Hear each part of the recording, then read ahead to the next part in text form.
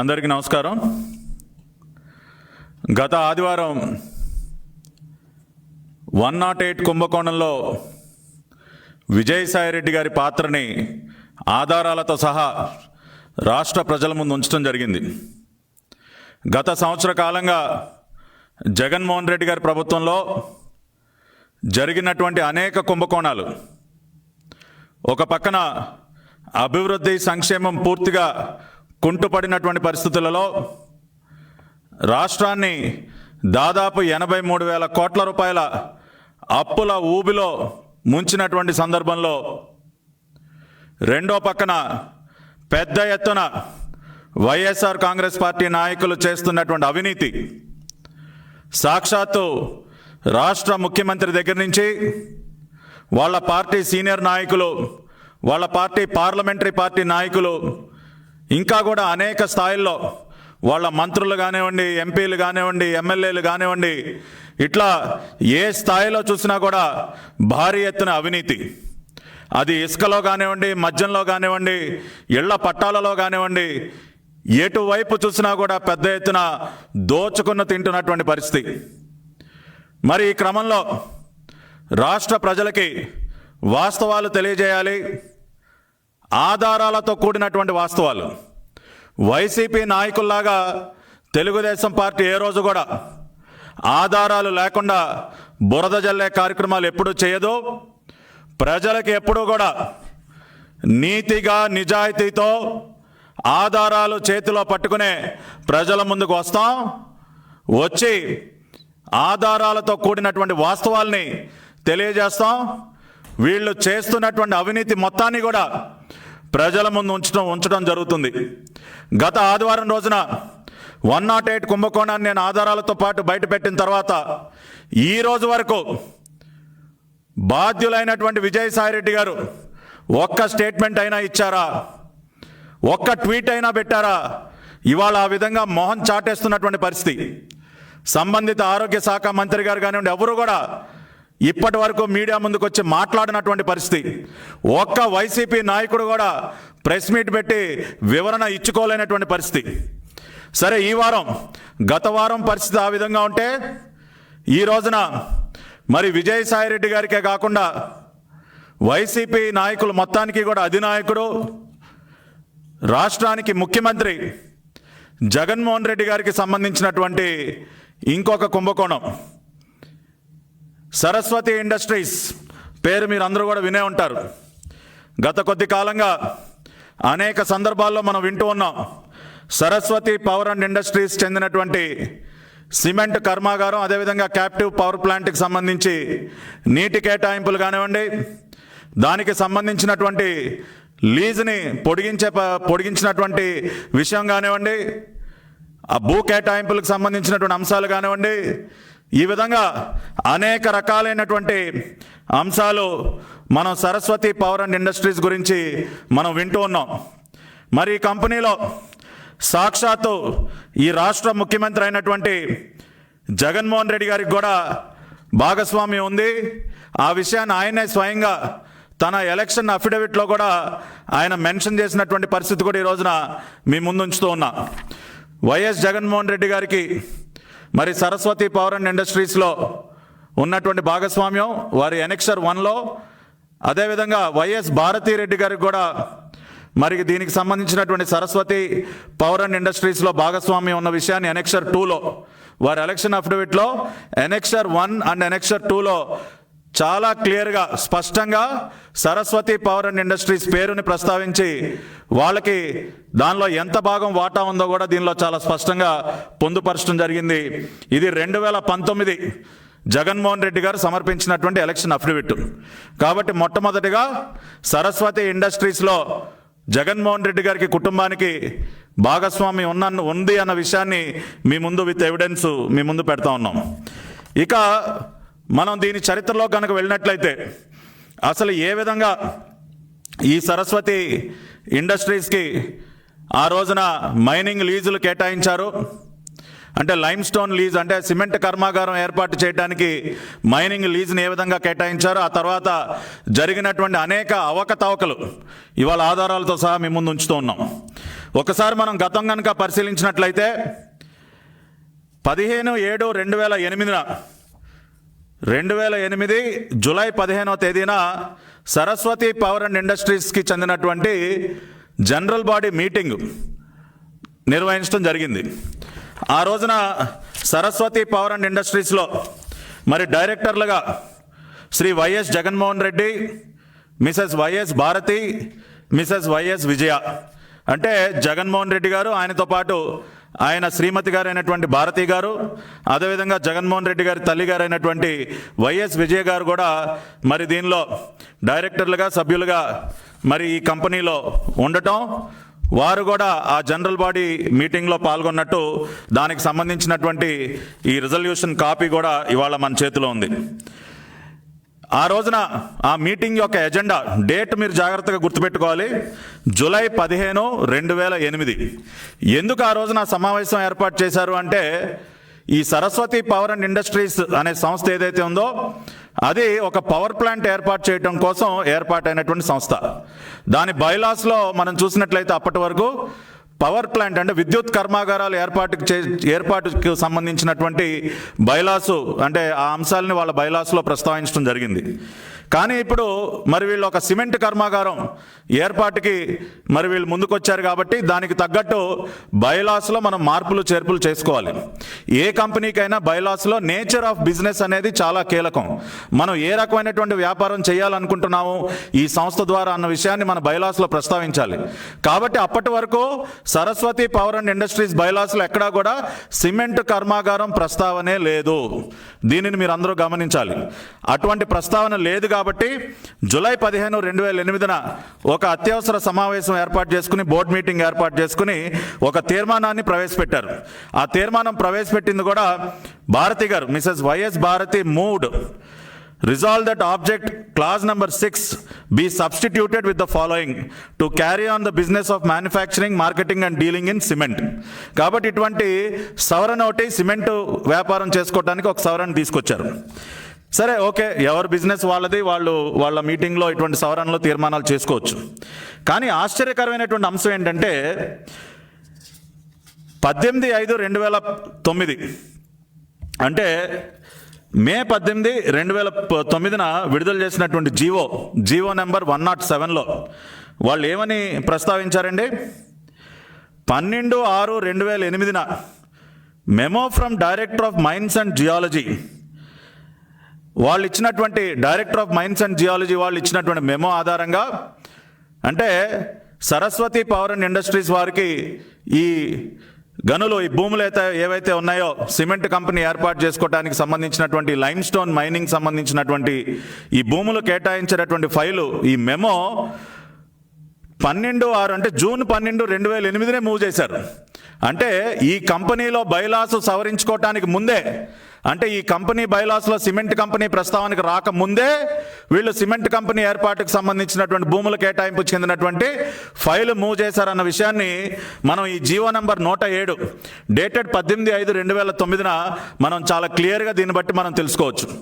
అంటే మీ కంపెనీ యొక్క బైలాలు సవరించకుండానే, మీ company బైలాస్లో cement company ప్రస్తావన లేకుండానే ఆ రోజున మీ తండ్రి గారు ముఖ్యమంత్రిగా ఉన్నారు కాబట్టి వైఎస్ రాజశేఖర రెడ్డి గారి ప్రభుత్వంలో మీరు ఏది పడితే అది చేసుకునే అవకాశం మీకు ఉంది కాబట్టి ఆ రోజున మీ కంపెనీ బైలాస్ సవరించకుండానే మీకు లైమ్ స్టోన్ మైనింగ్కి సంబంధించినటువంటి భూ కేటాయింపులకు సంబంధించినటువంటి మెమో అనేది ఆ రోజున ఉన్నటువంటి డైరెక్టర్ గారు ఇవ్వటం జరిగింది 12/6/2008 అంటే ఒక నెల రోజుల ముందే. మరి ఇటువంటి అద్భుతాలన్నీ ఎందుకు జరిగినాయి అని చూస్తే ఆ రోజున ఈ సంబంధిత శాఖకి సెక్రటరీ ఎవరో తెలుసా అండి? వై శ్రీలక్ష్మి గారండి. ఎక్కడో విన్నట్టుంది కదా ఈ పేరు, శ్రీలక్ష్మి గారి పేరు. వైఎస్ రాజశేఖర రెడ్డి గారి హయాంలో జరిగినటువంటి అనేక అవినీతి కార్యక్రమాల్లో మరి శ్రీలక్ష్మి గారు అనేటటువంటి ఒక ఐఏఎస్ అధికారి భాగస్వామిగా ఉండటం, ఆ తర్వాత కాలంలో ఆవిడ కూడా మరి పాపం జైలు పాలవటం మనందరికీ తెలుసు.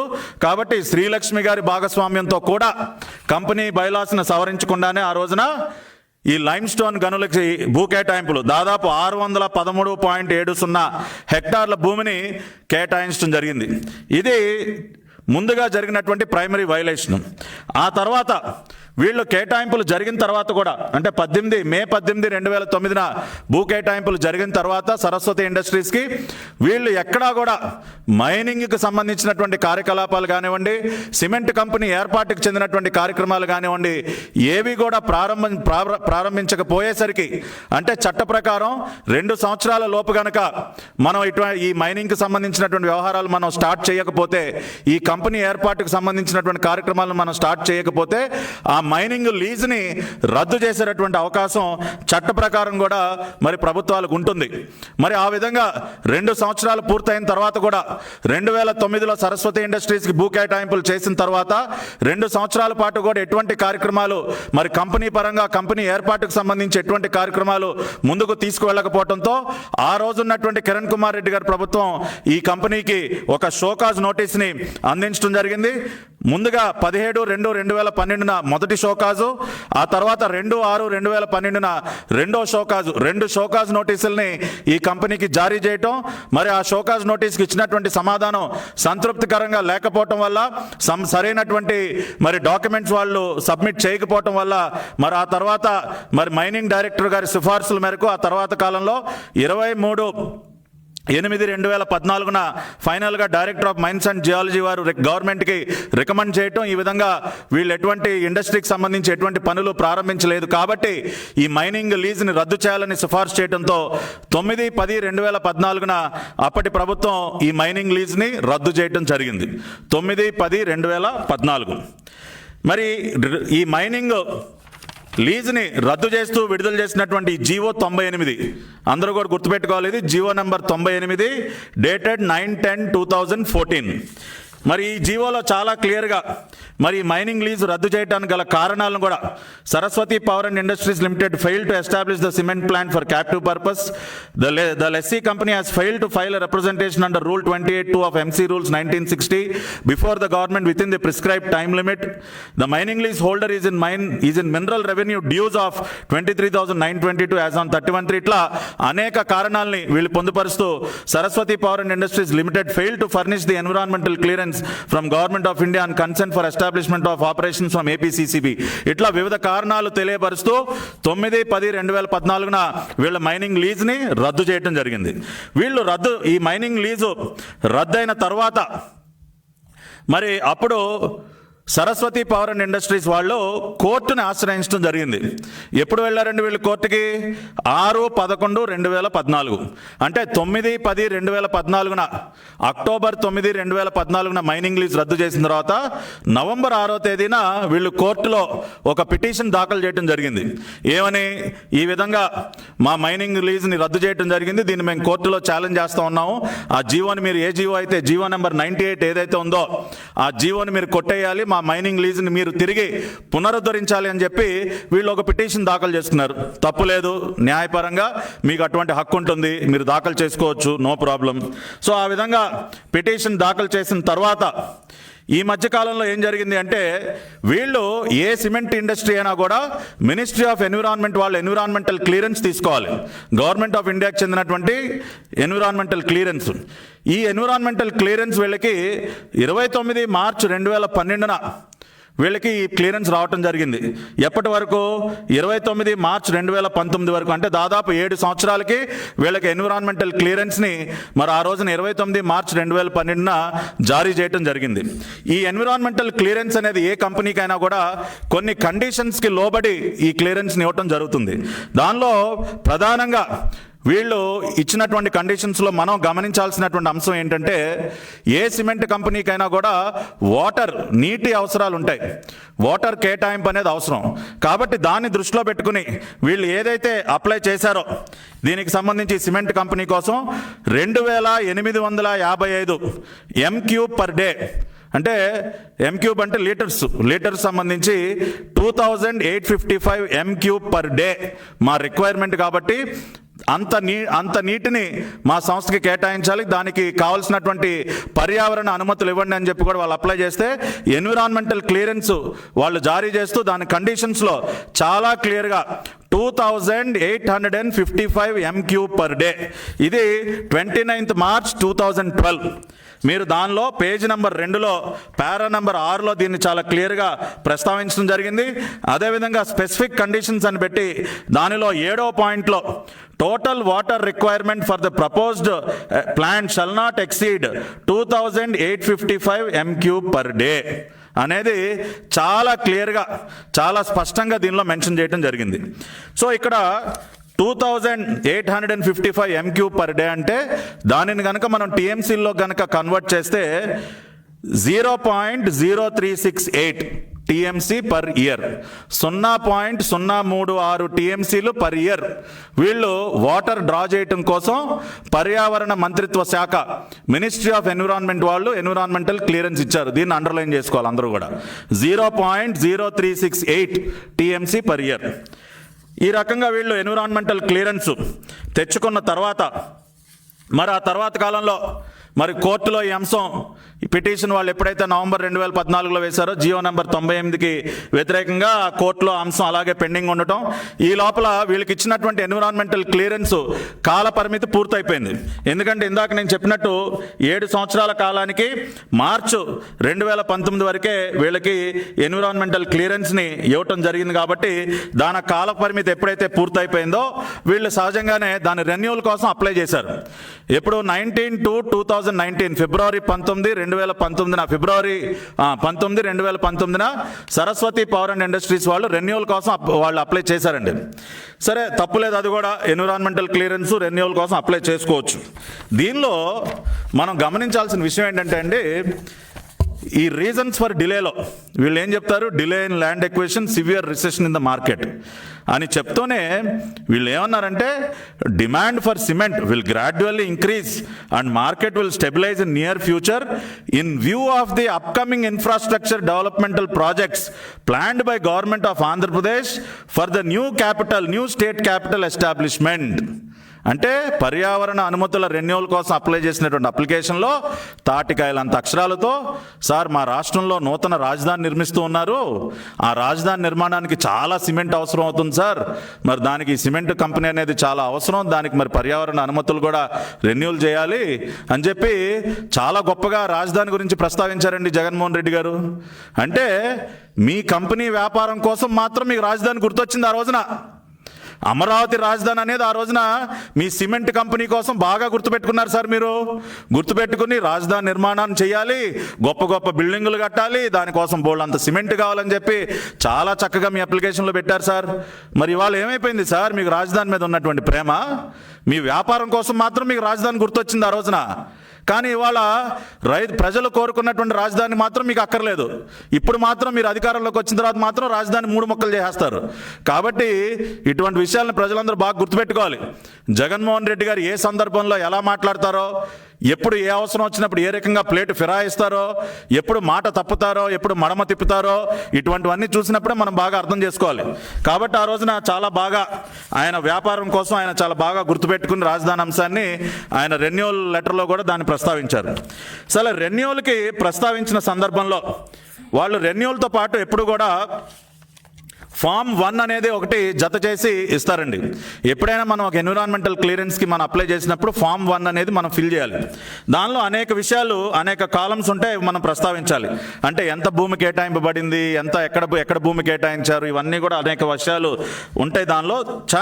కానీ చాలా కీలకమైనది ఆ ఫామ్ 1లో 22వ పాయింట్ కనుక మనం చూసినట్లయితే వాళ్ళు చాలా స్పష్టంగా ఏమని అడిగారు, whether there is any government order GO policy relevant relating to this site. అంటే మీరు ఏ సైట్లో అయితే ఈ సిమెంట్ కంపెనీని పెట్టబోతానికి మీరు ఏదైతే ప్రపోజల్ పెట్టారో దానికి సంబంధించినటువంటి జీవో ఏమన్నా పెండింగ్లో ఉందా అని అడిగితే నన్ అని పెట్టారు. నో అంటే ఏ జీవో కూడా ఏమీ జారీ చేయలేదు, ఏ జీవో కూడా పెండింగ్లో లేదని.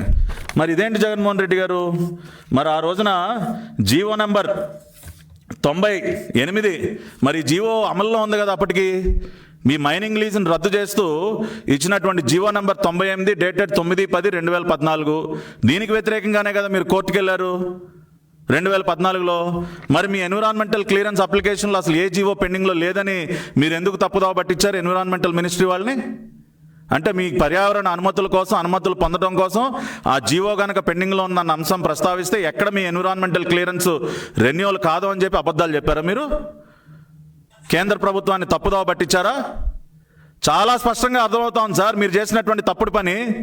వాళ్ళు క్లియర్గా ఏమని అడిగారు, whether there is any government order relating to this site అని అడిగినప్పుడు మీరు నీతివంతమైనటువంటి మనిషి అయితే, నిజాయితీ గల మనిషి అయితే మీరు జీవో నంబర్ 98 గురించి మీరు ప్రస్తావించాలి కదా. ఈ జీవోనే కదా మీ మైనింగ్ లీజ్ రద్దు చేసినటువంటి జీవో. మరి ఎందుకని మీరు దీన్ని దాచిపెట్టారు? దీనికి సమాధానం చెప్పాలి. అదేవిధంగా అదే environmental clearance application point number 24లో వాళ్ళు చాలా క్లియర్గా whether there is any litigation pending against the project or land in which the project is proposed to be set up అని name of the court, case number అని చెప్పి చాలా క్లియర్గా mention చేశారు. అంటే ఏమన్నా లిటిగేషన్లో అన్న పెండింగ్లో ఉన్నాయా, ఏ కోర్టులో అన్నా దీనికి సంబంధించినటువంటి ఇష్యూస్ పెండింగ్లో ఉన్నాయా, ఉంటే కనుక ఏ కోర్టులో ఉంది దాని పిటిషన్ నెంబర్ కూడా మీరు ఇక్కడ కేసు నెంబర్ కూడా వివరించండి అంటే మీరు ఏమని రాశారు సార్? నన్. మళ్ళీ అబద్ధం. ఏంటి సార్ అసలు ఇవి? ఇప్పుడు మీరు ఒక రాష్ట్ర ముఖ్యమంత్రి, మీరు గతంలో ఎన్ని తప్పుడు పనులు చేశారు, ఎన్ని నెలలు జైల్లో ఉన్నారు, అవన్నీ ఒక నిమిషం పక్కన పెడితే today you are the honourable chief minister of Andhra Pradesh mister Jaganmohan Reddy.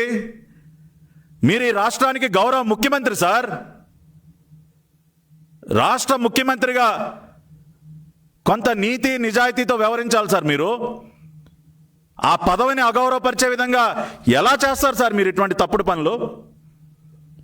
గతంలో ఏ ముఖ్యమంత్రి అయినా, రాష్ట్రానికి చెందినటువంటి ఏ ముఖ్యమంత్రి అయినా ఇంత బరి తెగించి ఈ విధంగా తమ వ్యాపారం కోసం ఇటువంటి తప్పుడు అఫిడవిట్లు ఫైల్ చేసి, తప్పుడు ఫారాలు ఫిల్ చేసి, కేంద్ర ప్రభుత్వ మంత్రిత్వ శాఖల్ని తప్పుదోవలు పట్టించి క్లియరెన్సులు తెచ్చుకున్నారా సార్? మీరు చెప్పగలరా? ఆంధ్రప్రదేశ్ రాష్ట్ర చరిత్రలో ఏ ముఖ్యమంత్రి అయినా తమ వ్యాపారం కోసం ఇటువంటి తప్పుడు అఫిడవిట్లు, తప్పుడు ఫారాలు ఫిల్ చేశారా? రాష్ట్ర ప్రజలందరూ ఆలోచించండి. ఆ ఘనత కేవలం ఈ రోజు ఉన్నటువంటి మన రాష్ట్ర ముఖ్యమంత్రి జగన్మోహన్ రెడ్డి గారికే దక్కుతుంది. చాలా స్పష్టంగా వాళ్ళు అడిగితే కోర్టులో ఏమన్నా ఇష్యూ లిటిగేషన్లు ఉందా అని చెప్తే మీరు ఎందుకు ప్రస్తావించలేదండి? ఉంది కదా, మీరే కదా దాఖలు చేసింది. రిట్ పిటిషన్ నంబర్ 33420 2014 నవంబర్లో మీరు దాఖలు చేశారు. మీరు ఎందుకని దీన్ని దాచిపెట్టారు? అంటే ఎప్పుడైతే మీరు ఈ విధంగా కోర్టులో పెండింగ్ ఉంది అని మరి ఎన్విరాన్మెంట్ మినిస్టర్ వాళ్ళకి తెలియజేస్తే మీకు రెన్యూవల్ కాదు కాబట్టి ఇటువంటి వాటన్నిటిని తొక్కిపెట్టి ఈ విధంగా చేస్తారా సార్ మీరు? ఒక రాష్ట్ర ముఖ్యమంత్రికి ఇది గౌరవప్రదమేనా?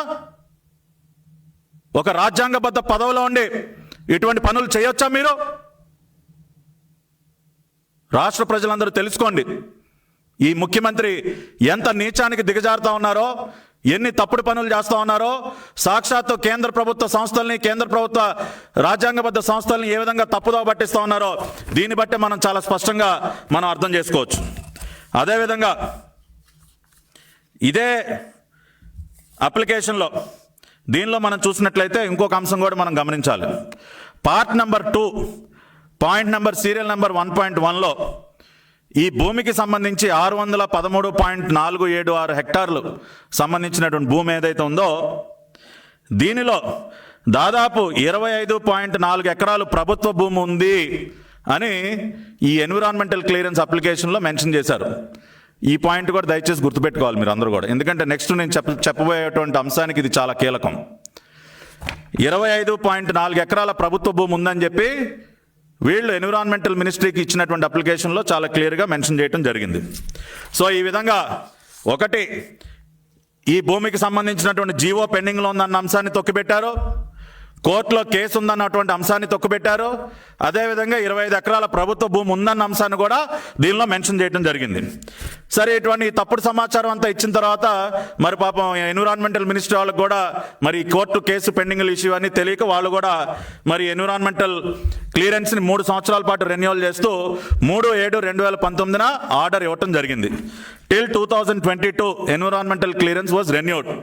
ఏది మీరు ఈ తప్పుడు సమాచారాలను ఇచ్చిన తర్వాత. ఆ తర్వాత కనుక మనం చూసినట్లయితే కోర్టులో ఏదైతే అంశం పెండింగ్ ఉంది మనం అనుకున్నామో దానికి సంబంధించినటువంటి ఫైనల్ విచారణ 15/10/2019 జరిగిందండి. అక్టోబర్ 15, 2019 కోర్టులో తుది విచారణ జరిగింది. సరస్వతి ఇండస్ట్రీస్ సంబంధించినటువంటి తుది విచారణ. ఏది జీవో నంబర్ 98కి వ్యతిరేకంగా ఏదైతే వీళ్ళు పిటిషన్ ఫైల్ చేశారో దానికి సంబంధించినటువంటి తుది విచారణ. దానిలో సాధారణంగా ప్రజలందరూ కూడా మీరు అర్థం చేసుకోవాల్సింది ఏంటంటే, అడ్వకేట్ జనరల్ అనే వ్యక్తి ఎవరున్నా సరే వాళ్ళు ప్రభుత్వ పక్షాన వాదనలు వినిపిస్తూ ఉంటారు. కానీ పూర్తిగా ఈ కేసు వాదనలు వినిపించేటటువంటి సందర్భంలో అడ్వకేట్ జనరల్ పూర్తిగా జగన్మోహన్ రెడ్డి గారికి సరెండర్ అయిపోయి ఎక్కడా కూడా ప్రభుత్వ పక్షాన వాదనలు వినిపించకుండా జగన్మోహన్ రెడ్డి గారు లాయర్ ఏది చెప్తే అది తలోపటం, ఎస్ సార్, ఆయన చెప్పిందే కరెక్ట్ సార్, లాయర్ గారు చెప్పిందే కరెక్ట్ సార్ అని తలూపి రావటం తప్పితే ఎక్కడా కూడా వాదనలు వినిపించలేదు. అన్నీ కూడా దీనిలో తీర్పులో point number 17, learned additional advocate general has fairly submitted that the previous notice dated 17/2/2012 was issued by granting 15 days time for submitting explanation, etc., which is not accordance with law. అదేవిధంగా ఇంకా మళ్ళీ ఏమంటారు అన్నీ కూడా, the learned advocate general has fairly conceded that the procedure followed by the government earlier is not in accordance with the law. కన్సీడ్ అయ్యే కాడికి ఇంకా అసలు వాదనలు వినిపించడం దేనికి సార్?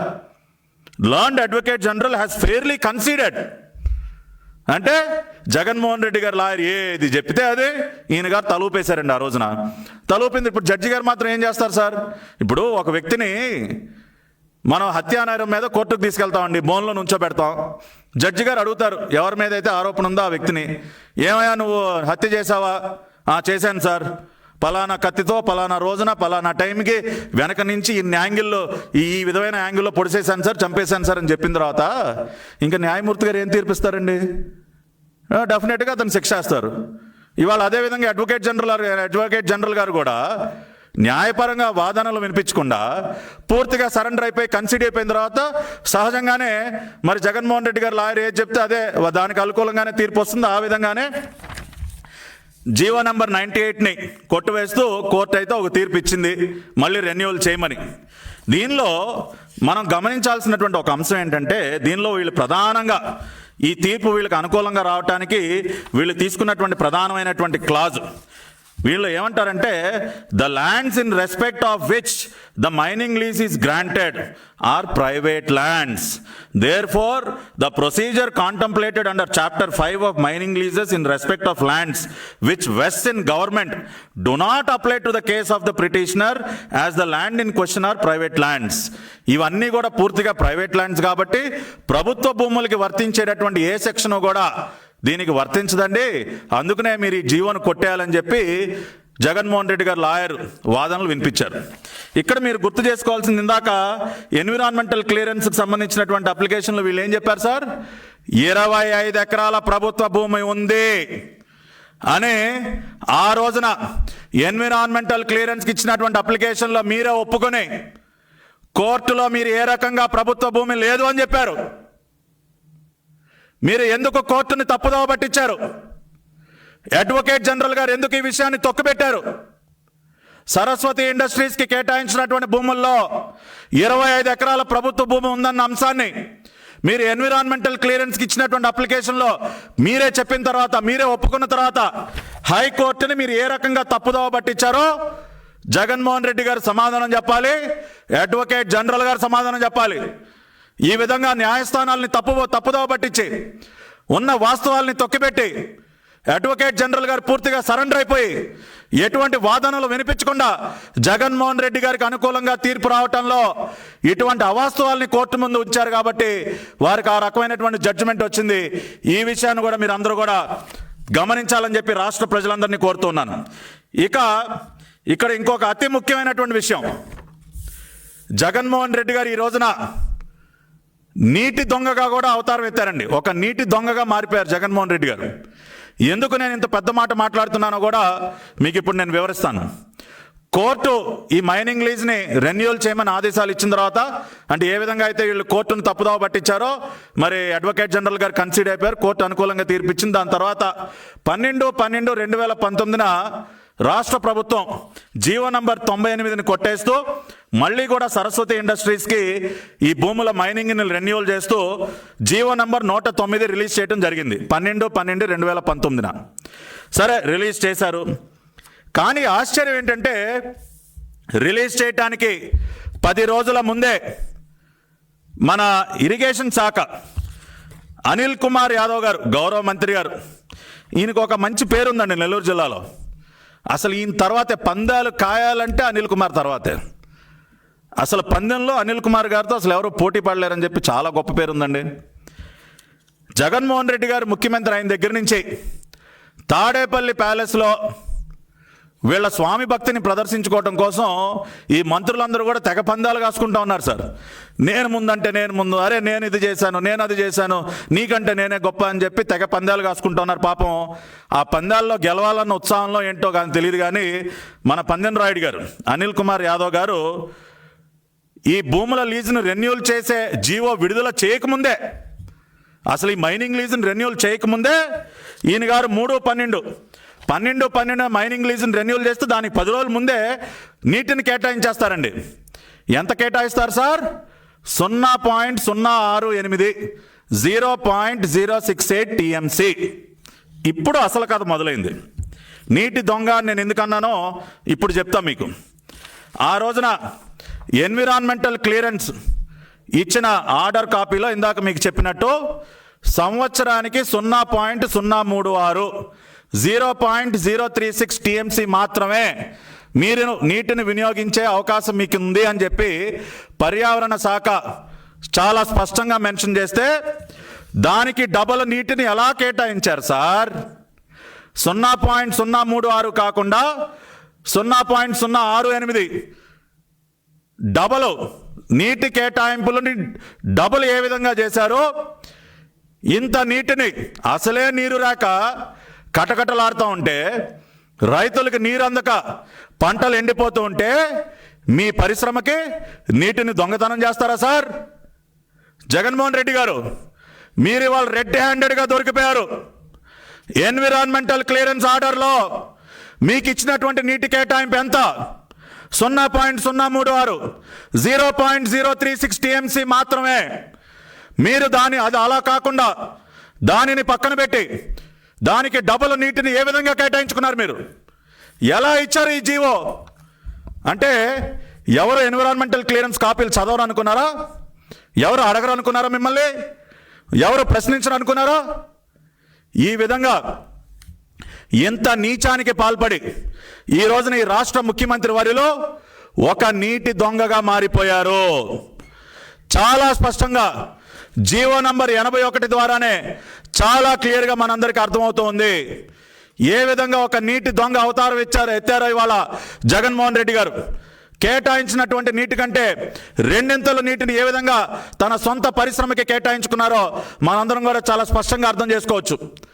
ఒక పక్కన మీ సొంత రాయలసీమ ప్రాంతంలో నీరు లేక పంటలు ఎండిపోయి రైతులు ఆత్మహత్యలు చేసుకుంటూ ఉంటే వాళ్ళకి నీటిని తరలించాల్సింది పోయి ఈ విధంగా మీ పరిశ్రమ కోసం మీరు నిబంధనలను ఉల్లంఘిస్తారా? మీకు కేటాయించినటువంటి నీటి కంటే 2 కేటాయించుకుంటారా? అంటే మీకు రైతులు ఎట్టపోయినా పర్లేదు, రాష్ట్రంలో ఉన్నటువంటి రైతులు ఏమైపోయినా పర్లేదు, రైతుల పంటలు ఎండిపోయినా పర్లేదు, మీరు మాత్రం బాగుండాలి సార్. మీ పరిశ్రమలు బాగుండాలి, మీరు బాగుండాలి, మీ వ్యాపారాలు బాగుండాలి, మీరు కోట్ల రూపాయలు దండుకోవాలి. ఇక మీకు వేరే ఎవరి బాధ అక్కర్లేదు. ఏం సమాధానం చెప్తారు సార్ అనిల్ కుమార్ గారు? ప్రెస్ మీట్లు పెట్టి తెగ చించుకుంటా ఉంటారు కదా. ఇవేనా మీరు చేసేటటువంటి తప్పుడు పనులు? ఇదేనా మీరు చేసేటటువంటి దొంగ పనులు? నీటి దొంగలుగా మారిపోయారు ఈ రోజున. మొన్న మహీధర్ రెడ్డి గారు అనుకుంటా, మాజీ మంత్రివర్యులు, మీ పార్టీ నాయకులు, ఆయనే చెప్తా ఉన్నారు నీటితో ఏ రకంగా వ్యాపారం చేస్తూ ఉన్నారో, నీటిని ఏ విధంగా అమ్ముకుంటా ఉన్నారో.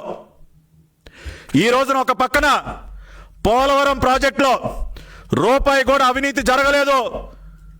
ఆ రోజున చాలా పారదర్శకంగా చంద్రబాబు నాయుడు గారు తెలుగుదేశం పార్టీ వ్యవహరించింది అని ఒక పక్కన కేంద్ర ప్రభుత్వం క్లీన్ చిట్ ఇచ్చినటువంటి రోజునే మీ నీటి బండారాన్ని, నీరును అడ్డం పెట్టుకుని మీరు చేసినటువంటి కుంభకోణాన్ని ఈ రోజున మేము ప్రజల ముందు ఉంచడం జరిగింది.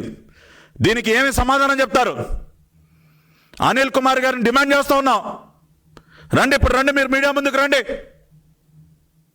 వచ్చి ఎంత చించుకుంటారో, ఎన్ని అరుపులు పెడతారో, ఎన్ని కేకలు వేస్తారో, ఎన్ని రకాలుగా మరి వంకరలు తిరుగుతారో మేము చూస్తాం సార్. రండి, వచ్చి సమాధానం చెప్పండి. ఇది జరిగిన తర్వాత ఈ విధంగా ఎన్విరాన్మెంటల్ క్లియరెన్స్లో ఇచ్చినటువంటి నీటిని కంటే అదనంగా నీటిని కేటాయించుకొని వీళ్ళు చేసినటువంటి పనులు. ఆ తర్వాత జీవో నంబర్ 16 డేటెడ్ 15/5/2020. ముందుగానేమో జీవో నంబర్ 81 ద్వారా 0.068 టీఎంసీల నీటిని 5 సంవత్సరాలకి మాత్రమే కేటాయింపులు జరిగితే allocation of 0.0689 TMC of surplus water per annum during the flood time from Krishna River to Messrs. Saraswati Power and Industries in Chennai Palam and Vemvaram villages in Machoram Mandal, Guntur district is allotted for a period of 5 years. Permission accorded అని మీరు GO number 81 dated 3/12/2019 ఇస్తే దానిని మళ్ళీ 5 నెలల్లోనే మార్చేసి ఈ నీటి కేటాయింపులు 5 సంవత్సరాలు కాదంట సార్, జీవితకాలానికంట. ఇదేంటి సార్? ఏ పరిశ్రమ కన్నా జీవితకాలానికి నీటిని కేటాయించేస్తాం మనం? GO number 16 dated 15/5/2020. అంటే ముఖ్యమంత్రి గారి పరిశ్రమ కాబట్టి దానికి ఏమి కండిషన్స్ వర్తించవండి. ఎన్విరాన్మెంటల్ క్లియరెన్స్లో ఉన్నటువంటి కండిషన్స్ వర్తించో. నీటి కేటాయింపులు మీరు ఎంత ఇష్టం వస్తే అంత కేటాయించేసుకుంటారు. టైం లిమిట్ కూడా మార్చేసుకుంటారు 5 నెలల్లోనే. 5 సంవత్సరాలు కాస్త మీరు లైఫ్ టైం అని ఎందుకు మార్చారు? అంటే ఏంటి సార్ మీ ఆలోచన? రేపు ఒకవేళ పరిశ్రమ మూతపడిపోతే నీరు అమ్ముకునైనా బతికేద్దాం అనుకుంటున్నారు మీరు? భవిష్యత్తులో నీటి వ్యాపారం చాలా బాగుంటుంది. ఇప్పటికే మినరల్ వాటర్కి బాగా అలవాటు పడిపోయారు గ్రామాల్లో. అదేవిధంగా మీ పుణ్యం అని చెప్పి రైతులకు కూడా నీరు వాళ్ళు సరిగా అందించట్లేదు. కాబట్టి రేపు ఎవడో ఒకడు మనకి ఇవాళ సిమెంట్ పరిశ్రమ ఎట్టబోతే ఏమైంది, కనీసం నీరన్న మన చేతిలో ఉంటే నీరు అమ్ముకునైనా బతికేద్దాం అనుకుంటున్నారా ముఖ్యమంత్రి గారు? అందుకనే జీవితకాలానికి కేటాయించేసుకున్నారా? ఏంటి సార్ ఈ పనులు? ఇంత దిగజారుడుతనమా? ఇంత కక్కుర్తి పడాలా? ఇంకా ఎంత సంపాదిస్తారు సార్ మీరు? ఇప్పటికే ఊరికి ఒక ప్యాలెస్ కట్టుకున్నారు. బెంగళూరులో ప్యాలెస్, తాడేపల్లిలో ఒక ప్యాలెస్, ఇడుపులపాయలో ఒక ప్యాలెస్, లోటస్ పాండ్ ఒక ప్యాలెస్, ఇంకా ఎన్ని ప్యాలెస్లు కడతారు సార్? జిల్లాకో ప్యాలెస్, ఊరికో ప్యాలెస్ కట్టేయాలనుకుంటున్నారు మీరు? ఇప్పటికే వేల కోట్ల రూపాయలు తినేసి 12 కేసుల్లో ముద్దాయి, 16 నెలల జైలు జీవితం. ఎవరన్నా ఒకసారి జైలుకి వెళ్ళి వస్తే కొద్దిగా పరివర్తన చెందుతారు, కొద్దిగా మారతారు. ఎందుకంటే ఒకసారి ఆ జైలుకి వెళ్ళి వచ్చిన తర్వాత అక్కడ కష్టాలన్నీ చూసిన తర్వాత కొద్దిగా మనిషి మారతాడు. కానీ మీరేంటి సార్ ఇంకా రోజు రోజుకి ఏం పనులు సార్ ఇవి? ఒక ముఖ్యమంత్రి అయిన తర్వాత కూడా ఇటువంటి పనులా మీరు చేసేది? చాలా నిజంగా కూడా ఏమనాలో అర్థం కావట్లేదు జగన్మోహన్ రెడ్డి గారు. ముఖ్యమంత్రి పదవి స్థాయినే మీరు దిగజార్చేశారు ఈ రోజున ఆంధ్ర రాష్ట్ర చరిత్రలో. ప్రజలందరూ సిగ్గుపడతా ఉన్నారు ఈ రోజున. ఇటువంటి ముఖ్యమంత్రి మన రాష్ట్రాన్ని పాలిస్తుందని తెలుసుకుని ఈ కుంభకోణాలన్నీ బయటపడిన తర్వాత. మొన్నేమో పేదవాడికి చెందినటువంటి 108 అంబులెన్సులు మీ ఆత్మబంధువు 307 కోట్లు తినేశాడు, సొంత వియంకుడికి దోచిపెట్టాడు. ఇవాళ మీరేమో సొంత కంపెనీకి నీటిని దొంగతనం చేస్తారు, కోర్టుల్ని తప్పుదోవ పట్టిస్తారు, ఎన్విరాన్మెంటల్ మినిస్ట్రీని తప్పుదోవ పట్టిస్తారు, జీవోలు మార్చి జీవితకాలానికి నీటిని రాసేసుకుంటారు మీకు మీరే. ఏంటి సార్ ఇది? దీనికేనా మిమ్మల్ని మీకు 151 సీట్లు ఇచ్చింది ప్రజలు? ఇలా దోచుకు తింటానుక? ప్రతిదీ ఆధారాలతో మాట్లాడుతూ ఉన్నాం ముఖ్యమంత్రి గారు. మేమేమీ నిరాధారంగా మాట్లాడట్లేదు. ప్రతి ఒక్క దానికి నా చేతిలో కాగితం ఉంది. ఇక్కడ ఏమి సమాధానం చెప్తారు మీరు? ఇదంతా అయితే ఇంకొక పెద్ద మాయ. GO number 28 dated 26/5/2020. దీనిలో ఏం చెప్తారండి? ఏదో కొన్ని సర్వే నెంబర్లు అంటండి, భూమి అంట ఏదో అలాట్మెంట్ ఆ రికార్డ్స్ సరిగ్గా మెయింటైన్ చేయలేదంట. వేమవరం, చెన్నాయిపాలెం గ్రామాలకు చెందినటువంటి సర్వే నెంబర్లు ఇటు మార్చేయాలంట అని ఒక జీవో 28, జీవో నెంబర్ 28 డేటెడ్ 26/5. మళ్ళీ ఈ జీవో ఇచ్చిన తర్వాత మళ్ళీ జీవో నెంబర్ 30 ఏది 10 రోజుల్లోనే 8/6/2020 మళ్ళీ జీవో నెంబర్ 30. అబ్బాయి అలా కాదు, ఆ జీవోలో ఉన్న సర్వే నెంబర్లు కాదు, మళ్ళీ ఇంకొక జీవో దీనిలో అసలైన సర్వే నెంబర్లు ఉన్నాయని చెప్పి మళ్ళీ ఈ వేమవరం చెన్నాయిపాలెం మధ్యలో అటు తిట్టు ఇటు తట్టు మొత్తం గోల్మాల్. అసలు మీకు ఈ విధంగా ఈ గ్రామాల్లో ఉన్నటువంటి సర్వే నెంబర్లు మార్చే హక్కు అసలు మీకు ఎక్కడిది?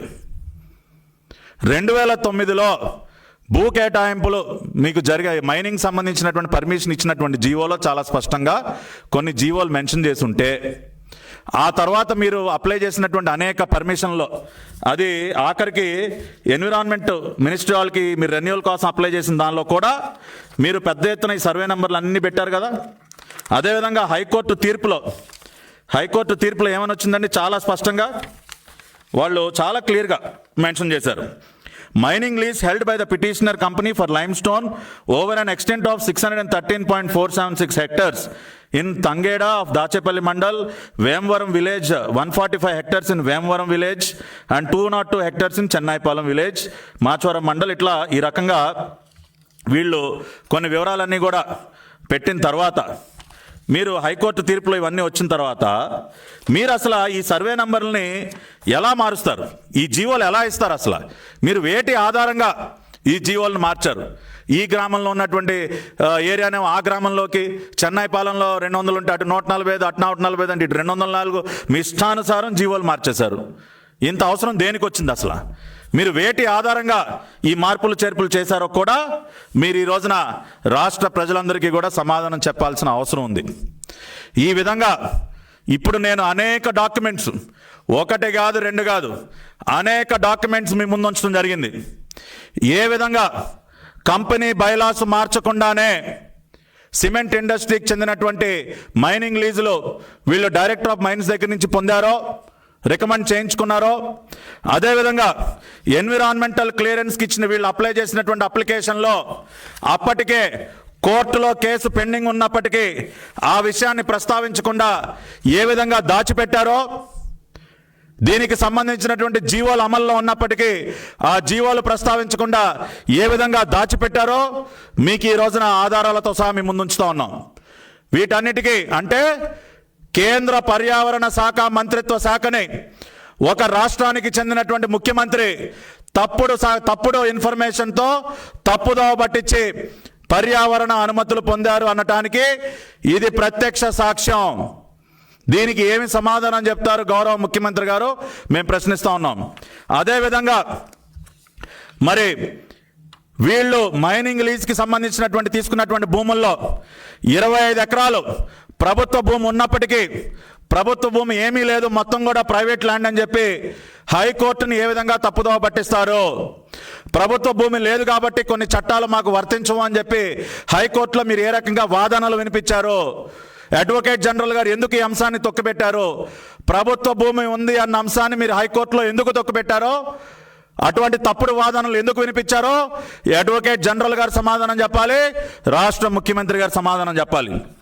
మూడవది, ఎన్విరాన్మెంటల్ క్లియరెన్స్ వారు ఇచ్చినటువంటి కండిషన్స్లో మీకు కేవలం 0.036 టీఎంసీలు మాత్రమే నీటిని కేటాయిస్తే మీరు దానికి 2 నీటిని ఏ విధంగా కేటాయించుకున్నారో, 0.068 అంటే డబుల్ ది వాటర్ ఏ విధంగా మీరు కేటాయించుకున్నారో దీనికి సమాధానం చెప్పాలి. ఎవరిచ్చారు మీకు ఆ హక్కు? ఈ విధంగా ఇంత పెద్ద ఎత్తున నీటిని దొంగతనం చేసే హక్కు మీకు ఎవరిచ్చారో కూడా మరి రాష్ట్ర ముఖ్యమంత్రి గారు సమాధానం చెప్పాలి. అదేవిధంగా రాష్ట్ర ఇరిగేషన్ శాఖ మంత్రి అనిల్ కుమార్ యాదవ్ గారు కూడా సమాధానం చెప్పాలి. అంతేకాకుండా ఈ సర్వే నంబర్లు, ఈ భూములకు చెందినటువంటి సర్వే నంబర్ని చెన్నాయిపాలెం, వేమవరం గ్రామాల మధ్య మీ ఇష్టానుసారం ఎందుకు మార్పులు చేర్పులు చేశారో కూడా రాష్ట్ర ప్రభుత్వం సమాధానం చెప్పాలి.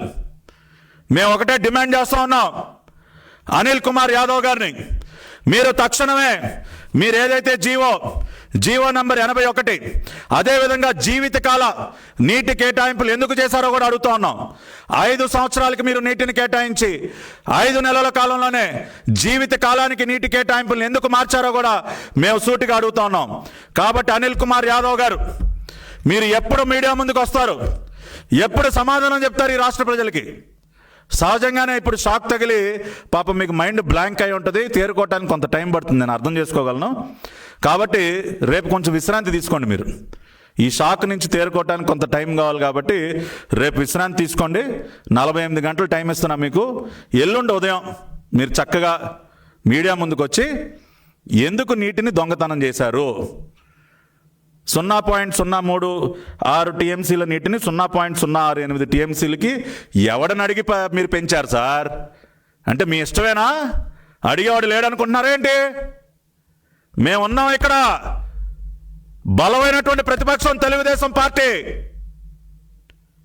నీతిగా నిజాయితీగా వ్యవహరించినటువంటి ప్రతిపక్షం తెలుగుదేశం పార్టీ,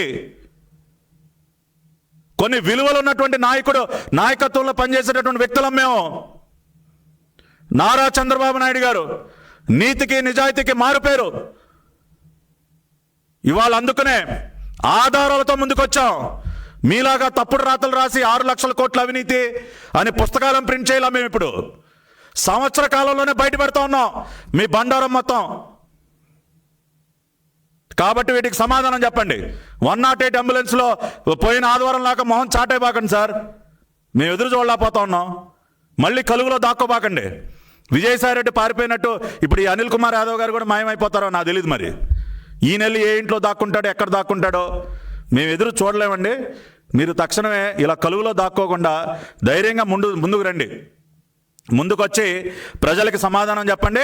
ఈ నీటి దొంగతనం గురించి కానీ, జీవితకాల నీటి కేటాయింపుల గురించి కానీ, ఈ సర్వే నంబర్ల మార్పులు చేర్పుల గురించి కానీ, ఇవన్నీ సర్వే నంబర్ల మార్పులు చేర్పులు పాప ఈ మధ్య మరి గోపాలకృష్ణ ద్వివేది గారు ఆయన కూడా చాలా ఉత్సాహంగా ఉంటున్నారు. మరి గోపాలకృష్ణ ద్వివేది గారు కూడా ఆయన కూడా మీడియా ముందుకు రావాలి. మరి అదేవిధంగా అడ్వైజర్లు నిన్నేదో పాపం అజయ్ కల్లాం గారు వచ్చి ఏదేదో మాట్లాడుతూ ఉన్నారు. మరి ఆయన ముందుకు వస్తారో, మరి ఎందుకో ఈ కుంభకోణాల గురించి మాత్రం ఎవరూ రావట్లేదు సార్. మరి ఎందుకు అజయ్ కలాం గారు ఎక్కడ దాక్కుంటారో, మరి సజ్జల గారు ఎక్కడ ఉంటారో ఎవరూ రారు, మౌనంగా కూర్చుండిపోతూ ఉంటారు. కాబట్టి అలా కాకుండా పాపం ఈ పెద్ద మనుషులందరూ కూడా ఇవాళ నేను బాధ్యతగా నేను అడిగినటువంటి ఈ ప్రశ్నలన్నిటి కూడా దాక్కోకుండా, ఎక్కువ టైం తీసుకోకుండా 48 గంటల్లో మీరు గనక ఈ జీవోలు గనక రద్దు చేసి బహిరంగ క్షమాపణ చెప్పకపోతే తీవ్రంగా పరిణామాలు ఉంటాయి. తెలుగుదేశం పార్టీ పక్షాన మిమ్మల్ని వదిలిపెట్టే ప్రసక్తే లేదు. ప్రజల దగ్గరికి ఈ వాస్తవాలన్నీ తీసుకెళ్ళి మీ మెడల వంచైనా సరే మీ సరస్వతి ఇండస్ట్రీస్కి చేసుకున్నటువంటి కేటాయింపులన్నీ రద్దు చేసే వరకు కూడా ఉద్యమిస్తాం. అదేవిధంగా కేంద్ర ప్రభుత్వానికి కూడా ఫిర్యాదు చేస్తాం. మీరు ఏ రకంగా మినిస్ట్రీ ఆఫ్ ఎన్విరాన్మెంట్ వాళ్ళని తప్పుదోవ పట్టించారో ఇటువంటి మినిస్ట్రీస్ అన్నిటికి కూడా ఈ సమాచారాన్ని ఇస్తాం, ఆధారాలతో సహా ఇస్తాం. మీరు ఈ కేటాయింపులన్నీ కూడా రద్దు అయ్యే వరకు కూడా, వీటన్నిటికీ కూడా బాధ్యులైనటువంటి వ్యక్తులపైన శిక్షలు పడే వరకు కూడా వదిలిపెట్టే ప్రసక్తే లేదు. ఇక చివరగా, కరోనా సమయంలో ఒక పక్కన కరోనా ఇంత వేగంగా ఇంత ఉధృతంగా మరి విస్తరిస్తూ ఉంటే ముఖ్యమంత్రి గారు వాటి మీద దృష్టి పెట్టకుండా ఈ జీవోలేంటి సార్ అంటే మీకు ప్రజల ప్రాణాలు ఎట్టబోయినా పర్లేదా? నిన్నగాక మొన్న శ్రీకాకుళం జిల్లాలో పలాసులో పొక్లేనులతో జేసీబీలతో తీసుకెళ్తా ఉన్నారు సార్ మరణించిన వారి పార్థివ దేహాలని. మీ దృష్టి వాటి మీద ఉండదా? ఎంతసేపు మీ కంపెనీకి ఏం దోచిపెడదామా, ఏ జీవోలు ఇచ్చుకుందామా, ఏ అర్ధరాత్రి పూట ఏ జీవోలు ఇద్దామా, ఏం దోచు తిందామా, ఇవన్నీ మే జూన్ నెలల్లో మీకు ఇంతకంటే వేరే పని లేదా సార్? మీకు ఏదో కరోనాకు సంబంధించి ప్రజలకు ఆర్థిక సాయం చేద్దామా, లేదంటే ఇంకో రకంగా రక్షించుకుందామా, ఈ ఆలోచన ఉండదు ఈ ప్రభుత్వానికి. ఎంతసేపు ఎవడిని ఎక్కడికి దోసేద్దామా, ఎంత తిందామా, ఎంతకు దోచు తిందామా, ఇదే పని. కాబట్టి ఇటువంటి తప్పుడు పనులు చేయకుండా ప్రజల ప్రాణాలని, ఆరోగ్యాలను కూడా కాపాడాలని కోరుకుంటూ ఈ వాస్తవాలన్నీ కూడా ప్రజలు అర్థం చేసుకుని ఈ రోజున సాక్షాత్తు ఈ రాష్ట్ర ముఖ్యమంత్రి పాల్పడినటువంటి ఈ అవకతవకలు, ఈ అవినీతిని ఈ రోజున ఆధారాలతో సహా బయటపెట్టడం జరిగింది. సరస్వతి ఇండస్ట్రీస్ సంబంధించి మరి ఏ ఇండస్ట్రీలో అయితే తాను భాగస్వామిగా ఉన్నారో, ఆయన సొంత ఎలక్షన్ అఫిడవిట్లోనే ఏ విధంగా అయితే ఆయన ఈ విషయాలన్నీ కూడా సరస్వతి ఇండస్ట్రీస్లో నాకు భాగస్వామి ఉంది అని ప్రస్తావించారో, భారతి గారికి భాగస్వామి ఉంది, ఆఖరికి ఆయన తల్లి గారు కూడా మరి ఆ కంపెనీలో మెంబర్గా ఉండటం. జగన్మోహన్ రెడ్డి గారు, మీరు దయచేసి ఇంకొక చిన్న సలహా మీకు, కుటుంబంలో ఉన్నటువంటి మహిళల్ని ఇటువంటి తప్పుడు పనులు చేసేటటువంటి అంశాల్లోకి తీసుకురాకండి సార్. మహిళలకు ఒక గౌరవం ఉంది మన సంస్కృతిలో.